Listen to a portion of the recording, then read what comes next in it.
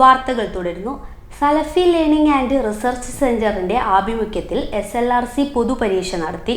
കോഴിക്കോട്, കണ്ണൂർ, മലപ്പുറം ജില്ലകളിൽ നിന്നായി 2000-ലേറെ പഠിതാക്കൾ പൊതുപരീക്ഷ എഴുതി.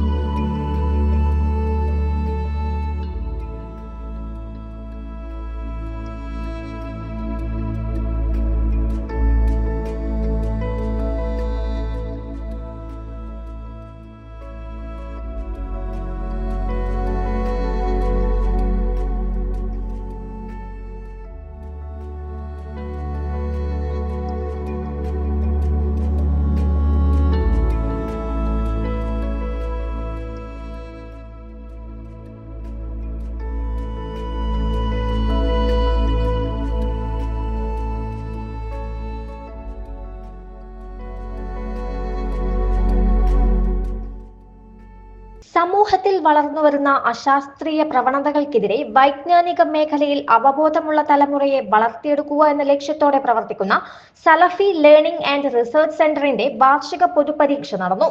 വിദ്യാർത്ഥികൾ മുതൽ പ്രായമായവർ വരെ വിവിധ വിഭാഗങ്ങളിലായി 2000-ഓളം പേർ SLRC പരീക്ഷ എഴുതി. ഖുർആൻ, അറബിക് ഭാഷ, ഹദീസുകൾ, അറബിക് ലിറ്ററേച്ചർ തുടങ്ങിയ വിഭാഗങ്ങളിലാണ് പരീക്ഷ നടന്നത്. SLRC director KV Abdul Latheef Moulavi നേതൃത്വം നൽകി. ACV news, Kozhikode.